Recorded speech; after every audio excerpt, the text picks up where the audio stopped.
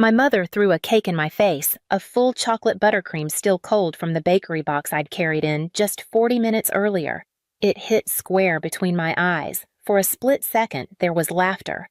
Real laughter from someone. Then silence, thick and stunned. Cream dripped down my nose onto my blouse and pooled on the floor. No one moved. No one gasped.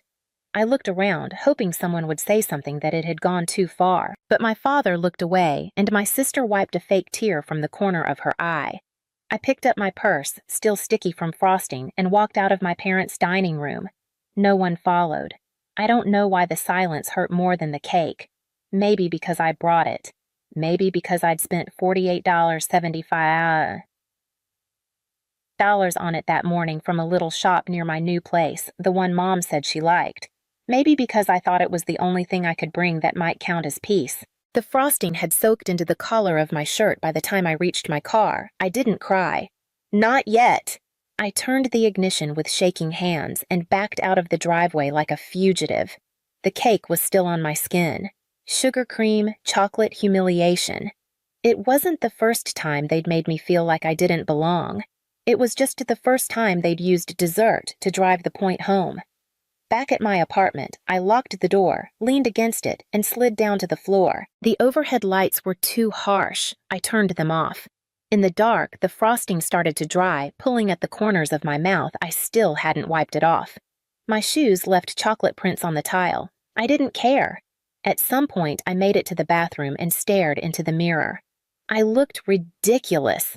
My mother's daughter, the successful accountant, the girl with a $300,000 condo and no mortgage. The one who wasn't invited to Thanksgiving last year because Emma deserved the focus. Now the girl with cake in her face. I peeled off the blouse, dropped it in the sink, and watched the frosting melt under warm water. I didn't bother with the rest. I sat on the floor in an old college t-shirt and opened the kitchen cabinet. Empty. I'd forgotten to go shopping this week, or last. Didn't matter. Eventually, I pulled down the box I kept above the fridge. It was one of the last things I'd brought from my old apartment, just a shoebox. Inside, a wrinkled receipt from my first paycheck at the firm, a key from my childhood bedroom that no longer fit any lock, and an embroidered cloth handkerchief with my name stitched in crooked thread. Rachel, I made it at summer camp when I was 7. My mother packed it into my suitcase, told me to always keep it close just in case. She said it was for emergencies. It was the only thing in the box that didn't smell like dust. I held it to my face, still sticky with icing, and whispered, "So here we are, Mom. An emergency." I was 8 when I realized my name didn't mean much in our family. It was a Thursday. Emma had just won second place in her school's coloring contest. A sheet of sunflowers, mostly yellow-colored outside the lines. My mother taped it to the refrigerator like it was a museum piece. That same week, I'd come home with a district-level math certificate. I placed it on the kitchen counter. It stayed there for 2 days until Dad used it to balance a wobbly table leg. That's how it started. Quiet omissions, small disappearances. A name left out of introductions. A skipped birthday. A forgotten recital. I wasn't unloved exactly. Just unnecessary. I think that's worse. Emma was 3 years younger than me with soft curls and a voice like a songbird. She cried easily and laughed loudly and had the kind of emotional range that made grown-ups melt. I, on the other hand, was quiet, practical, organized. I preferred books to people and memorized the Dewey Decimal System just for fun. At family dinners, Emma always sat between Mom and Dad. I sat at the edge of the table next to Great Aunt Merrill, who smelled like peppermint and never remembered my name. When we both had performances the same weekend, Emma's dance recital and my debate finals, guess which one my parents attended? "We can't be in 2 places at once, honey," Mom said. "You understand, right?" I did. I always did. At 16, I passed my driver's test on the first try. I came home, excited, waving the little laminated card in my hand. Emma got a car the next year for her birthday, new silver with a bow on top. I got a used bike 2 years prior. When I asked why Dad said Emma needs to get to her cheer practice, that's harder without wheels. As if my part-time job and tutoring sessions didn't count, I stopped asking after that. College came. I worked 2 jobs, ate canned soup, and graduated summa cum laude in accounting. Emma dropped out of her first semester, said she wanted to find herself. Mom helped her move into a loft with a friend, paid 6 months of rent up front. I didn't blame Emma.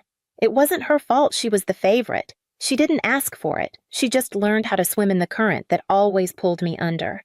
There were quiet moments, though, when the truth burned too brightly to ignore. Like the time I showed up to Easter dinner wearing a navy pantsuit after a big promotion and Mom said, "That's a strong look. Emma could never pull that off."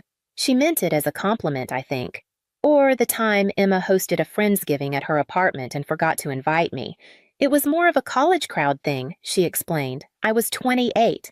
Still, I kept showing up, bringing wine, offering help, remembering birthdays. I didn't want recognition anymore. I just didn't want to be erased. The worst part wasn't the forgetting. It was the expecting that I'd be there, that I'd understand, that I'd fill in the gap without ever asking for anything back. They never asked if I had enough. They just assumed I'd never ask for more. Back in my apartment, I ran my fingers over the old handkerchief again. Rachel. The stitching had unraveled a little at the corners. I thought of that summer at camp, the way Mom folded my clothes so carefully, the way she wrote notes on napkins back when I was still the only child. Back when she still looked at me like I was enough. I wondered when I disappeared, and who exactly she thought I had become. I stopped trying to be included.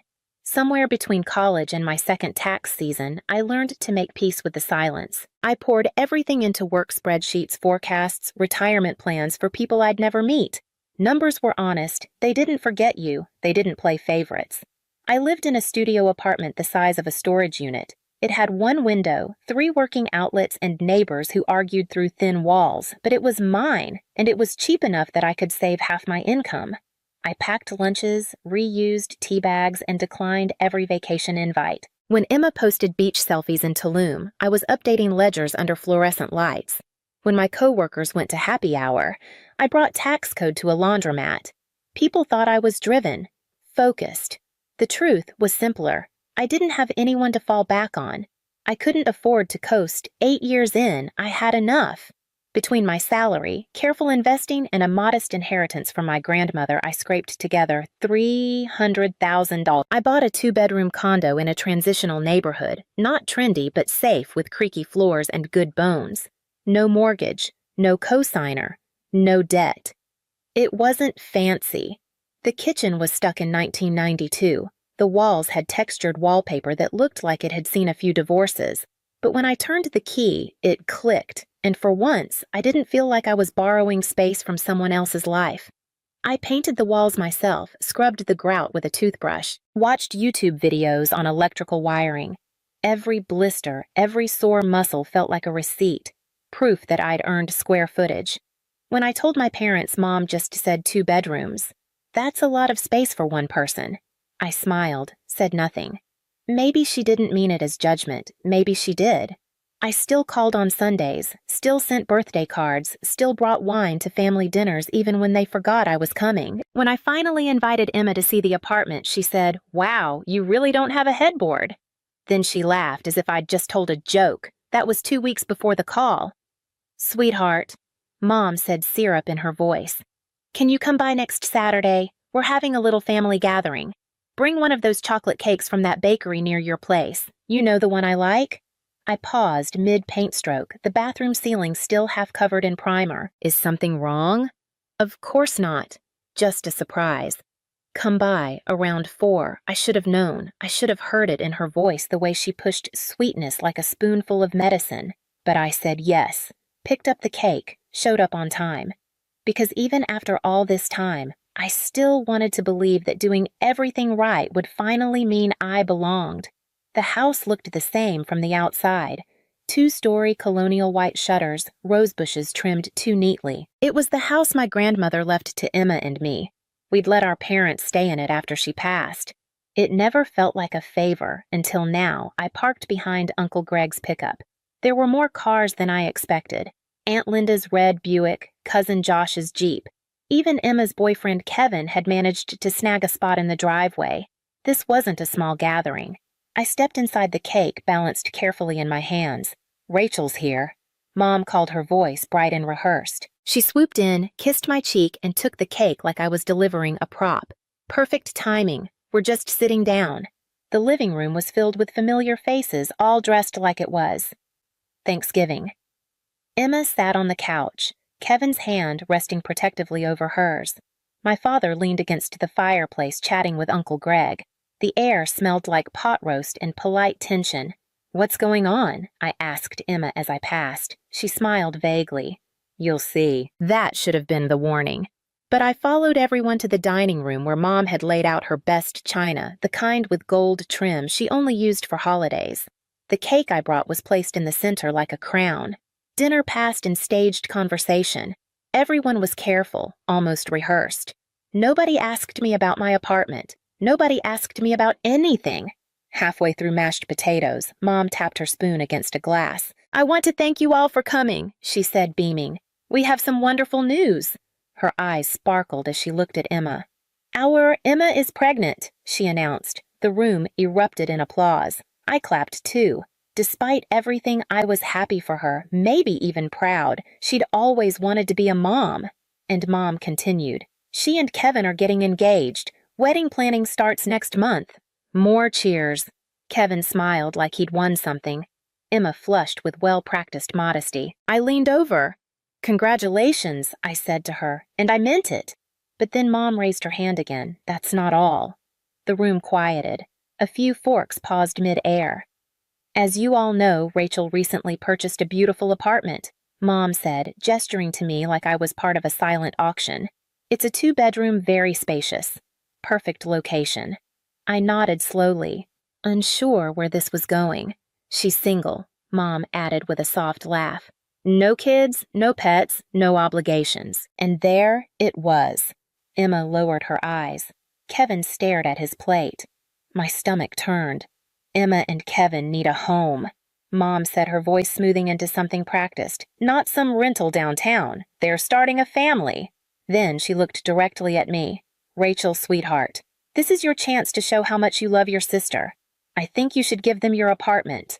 The words landed like broken glass. A collective inhale passed around to the table. I stared at her, waiting for the punchline. It didn't come. "You can rent again," she added almost cheerfully. "You don't need all that space." Dad nodded in agreement. Kevin still said nothing. Emma finally looked at me, wide-eyed, pleading, embarrassed. "That's a wonderful idea," Aunt Linda chimed in. "Family helps family." I looked at the cake, the one I bought. My hands were cold. "You're not serious," I said. "Oh, but I am," Mom replied. "Emma needs it more than you." And that's when I stood up. That's when the table began to splinter, not physically, but quietly along fault lines that had always been there, and none of them even flinched. The night after the dinner, I didn't sleep. I stripped out of my clothes, still faintly smelling of pot roast and chocolate frosting, and sat on the floor of my apartment. I didn't cry. I didn't scream. I just sat there frozen like I was waiting for my body to catch up to what had happened. By morning, I had a plan. I pulled out the shoebox from above my fridge, the one with my old receipts, broken keys, and childhood keepsakes, and found what I was looking for. My grandmother's will. It wasn't a long document, just a few notarized pages. But right there in black ink, it said, "The house at 742 Carson Lane shall be transferred equally to my granddaughters, Rachel Monroe and Emma Monroe." Our parents had no legal claim. They had been living there by permission, not by right. At 9:12 a.m., I called a lawyer. Jeremy Blackwell was sharp-eyed, mid-50s, and efficient. He listened quietly as I explained everything: the house, the apartment, the dinner, the cake. His mouth twitched once, almost a smile. "You want to force the sale?" he asked. "I want options," I said. "I want boundaries." He nodded. "You're well within your rights." We drafted a formal notice. Emma could buy out my half at market value, or the house would be listed and sold. Either way, I was done letting people live in places they hadn't earned. 5 days later, I got a text. "You ungrateful little bitch! How can you do this to your family? You're trying to make your pregnant sister homeless." It didn't stop there. That evening, they came to my door. My mother, my father, Emma, Kevin. They banged, they shouted, they pleaded, then they threatened. I didn't open the door. I pressed record on my phone. 14 minutes and 22 seconds of pure boiling chaos. After everything we've done for you, you never understood family. We should have left you out of the will. I emailed the recording to Jeremy. He called back the next morning. This is harassment, he said, but it's also leverage. A week later, I received a letter from their attorney. They wanted to mediate. The meeting was scheduled for Monday, 10 a.m. at Jeremy's office. I arrived early, dressed in my navy pantsuit, the one Emma once mocked. I didn't care. I sat straight, hands folded, eyes calm. They walked in 10 minutes late. My mother wouldn't meet my eyes. Emma looked like she hadn't slept.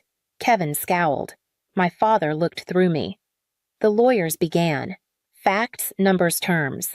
Their attorney argued that selling the house would cause undue emotional hardship. Jeremy presented the will, the audio recording and screenshots of my mother's Facebook post, the one where she asked people to pray for me.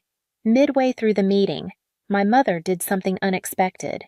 She reached into her purse and pulled out a small folded cloth, the handkerchief, the same one I had stitched my name into at summer camp, the one she packed for me when I was 7. She placed it gently on the table. I kept this, she said softly. All these years I looked at it. The edges were frayed. The thread had faded. You used to need me, she whispered. I took a breath, then I opened my own folder and removed something else, the silver ring she gave me when I graduated. I placed it next to the handkerchief. I don't anymore, I said. Silence. The lawyers resumed. Final terms were read aloud. The house would be sold. Profits split. No more discussion. Before we left, I looked at my mother one last time. You didn't lose a daughter, I said quietly. You lost your source. Then I stood up and walked out. The house sold faster than expected. It was a seller's market in the old colonial on Carson Lane, with its polished hardwood mature trees and familiar white shutters, went under contract in less than 2 weeks. After closing costs and legal fees, Emma and I each received just over $175,000. I never spoke to any of them again. All communication went through attorneys. When the final check arrived, I didn't even open the envelope. I handed it to my financial advisor and told her, just make it grow. According to Jeremy, Emma used her share as a down payment on a small house out in the suburbs. My parents moved in with her and Kevin, a full household now, a baby on the way, a mortgage to carry, and more bedrooms than apologies. I didn't feel anything. Not guilt, not anger, not relief. Just quiet. Back in my apartment, the renovation was nearly done. I'd replaced the carpets with oak flooring, painted every wall, and finally bought a real headboard. The kitchen was new, not luxurious, but efficient and clean. Every improvement was a quiet declaration. I did this. Not for them. For me. One evening, I stood on my small balcony with a glass of wine watching the sky turn the color of old peaches. My phone buzzed. It was a text from an old co-worker. Emma had the baby. 7 pounds 6 ounces. Everyone's doing well. I stared at it for a moment, and then I put my phone face down. I felt nothing. No ache, no curiosity, no pull toward the child I would never meet. He'll grow up hearing stories about me, the selfish aunt who wouldn't give up her apartment, who made his family sell their home. They'll never mention how they treated me for 30 years. They'll leave out the cake, and that's fine. I moved back inside and sat on my sofa, the same old one from my studio apartment, still a little lumpy but familiar. On the shelf beside me was the shoebox.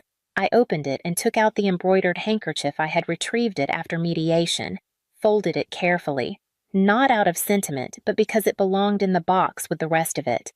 The things I carried, the things I no longer needed. Beside it, I placed the last photo I had of my grandmother. Just the two of us. I must have been 10. She's holding my hand. I'm looking up at her like she's the only solid ground I've ever known. Maybe she knew what was coming. Maybe that's why she split the house equally. One final act of balance in a family that never was. Thank you, I whispered, touching the photo's edge. And then I closed the box. No message from my mother. No letter from Emma. Not a single word. They had all the space in the world, now a whole house of it to rewrite the story without me. Let them. Because for once I wasn't waiting to be chosen. I had already walked away.